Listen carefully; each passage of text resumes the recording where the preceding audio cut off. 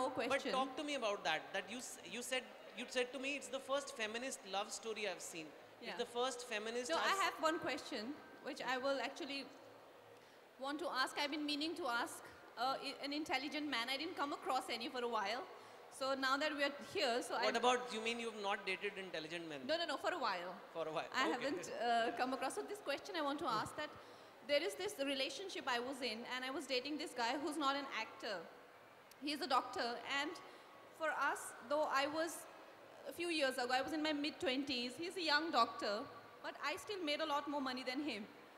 For me, it was nice to go back to that environment where I actually grew up in, you know, real people, real environment.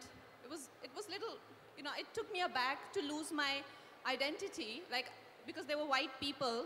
He's an English guy. For me, it was a little hard to sort of come to a world where I'm just, you know, like leading an anonymous life. But I still came to terms with it. It was hard for him to adjust to my environment. Though I don't have hanky-panky filmy friends, all my friends are very humble. But every time he'd meet my friends, he would ask me, what did your friends think of me? Am I some small fry? He never spoke like that, you know, and it was so heartbreaking to see him under that kind of a stress. So I remember one incident when we were in London and how your movie star friends suggest you places that to go to, you know, like one of the best restaurants in the world and all of that. So I said that, you know, we should go here. And he Googled and he's like, I don't want to spend so much on food. I said, I want to go there and I want to pay for it. Can I? Because he liked paying for everything. He seemed okay with that. We went there, we had dinner, it was amazing.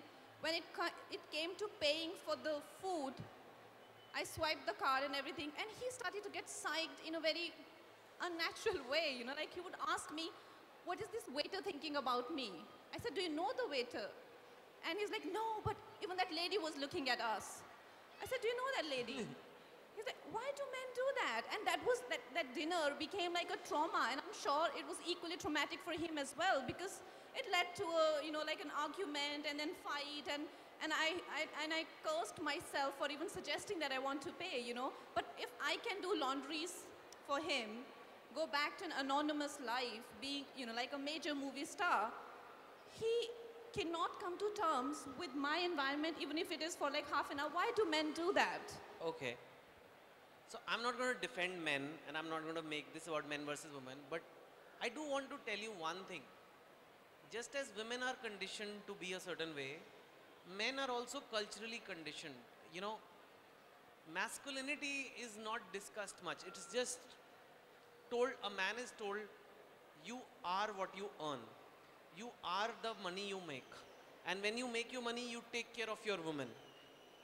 And that's so ingrained in a man that for many men, it's part of their identity. Unless you're besharam like me, mujhe koi fark nahi padta. It's not besharam, right? Like if he's my partner. I know. I mean, no, jokes apart. And I think men are told that this is what it means to be a man. You need to be able to, you should always pay in a restaurant. And maybe in that restaurant, even the waiters always every day see the men paying, especially when a beautiful girl comes. And I think he felt small. Should he have felt too small? No. I think if he was secure about the relationship with you, he would have not felt small. But I think it was not about the money. It was not about who's paying. It seems like this man was afraid to lose you. He felt that I am not man enough for her, and she, like every other woman, will care that I never pay or I'm not able to afford. But then how to have a healthy relationship with your partner when you can't always pretend to be, you cannot pretend to be a nobody all the time, right? Like for how long I can go on with a sort of facade that, oh fine, I'm just like another girl. I am not a movie star. No, I am not this capable person, and I do not visit fancy restaurants. I cannot go on pretending, like that's not natural. That's the issue at large, and that's what the book deals with as well. I think like in some ways we have changed. So we have colleges, we have jobs, we have opportunities that a girl can come from an ordinary background and become very successful, whether it's a banker, scientist, doctor or a movie star. But when they actually become successful, society, the social structures have not changed. We don't know what to do with them. Every man wants a girl who's not more successful than her. Now what will happen to Kangana? इनके लिए आदमी कहाँ से बनेगा, right? No, So my then she's like now saying, I need more love. Arey, what is happening? The moment I start getting awards, my boyfriends start getting insecure. So it's not her fault. Whereas for a man, when he wins an award, the girl is I expected will organize a party for फिर वो him, पार्टियाँ you करती हैं know. वो. But when I get an award, you know, I became the object of suspicion that, you know, okay, now what's going on with her, you know. So that's a dilemma, and I think that's what this book is trying to address, that you've given women the opportunity to shine. We always keep saying empower the woman. There's a scene in the book where the girl tells her mother, why did daddy tell me when I was a little child, we used to go to... That line just made me cry. I was like, you know, sobbing like a little girl when I read that. It's so powerful. So she just says that dad used to tell me, bete bade ho ke tum kuch bhi ban sakte ho. You can be anything in life. And now I'm successful. Now I'm making so much money. My mom is saying, you're not even a girl anymore. Tu chupchap ghar baith ke shaadi kyun nahi Yeah, karti?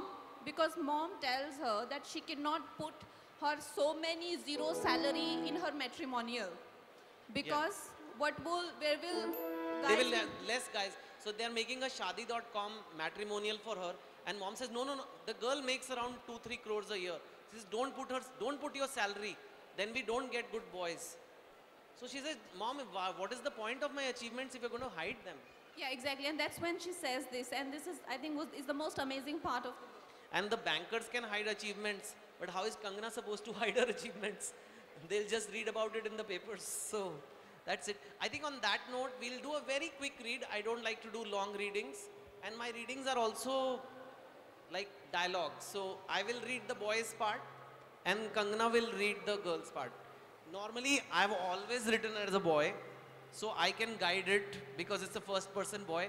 But this time it's going to be a little different because it's as a girl. So obviously Kangana has to read as a girl. So she'll be reading the girls' dialogues and the description and narrative. Those of you who have the book in their hand, page 13, chapter 2, page 13, around the second paragraph, the scene is, it's a destination wedding happening. So the girl, Radhika, has met the arranged marriage guy she's getting married to. So she's not in love with him yet. It's just an arranged marriage guy who works in Facebook in IT department. She doesn't have a relationship with him or anything yet. And they are in Goa and they decide that let's spend some time together. So the boy says, let's go for a walk on the beach. So this is the first meeting with this boy, Brijesh. Are you guys see chapter 2, page 12? Also, I'll use 2 voice modulations. Yeah. One for Radhika, another for Minimi, which is she has a voice inside of her, like a nagging, criticizing. Would you introduce Minimi, please? So there is a mental Radhika and there is a speaking Radhika. So Kangana will do both. Okay. Okay. So they are taking a walk. Kangana, from Okay. So you just arrived yesterday from San Francisco. Yeah, I landed last night. I wanted to maximize my leave. 1 week for the wedding, a couple of days after that at home in Mumbai, then Bali for our honeymoon. Used it all up actually. The word honeymoon caused a jolt in me. Minimi woke up again. Honeymoon? After a dozen old Skype calls, meeting once over a day trip, a week in Bali with this man I am walking next to. Will we be naked? Stop it, Adhika. Focus on the moment. Must be tiring, flying so much. I saw you. I'm not tired anymore. I smiled. The man is trying. Maybe I should too. Brijesh smiled back. He had innocent teacher's pet eyes. How's Facebook? I had a busy month. Just finished an enterprise project. So much work. Front-end interfaces, back-end systems, underlying APIs. APIs? Application program interface. You know, it's a set of routines, protocols, tools for building software applications. How software components interact basically. I nodded, having understood not a word. You have no idea what I'm talking about, right? I laughed. I know not the... I know. Not the most exciting job in the world. Come on, you work at Facebook. It's quite cool. People think it is Facebook, so there's nothing to do.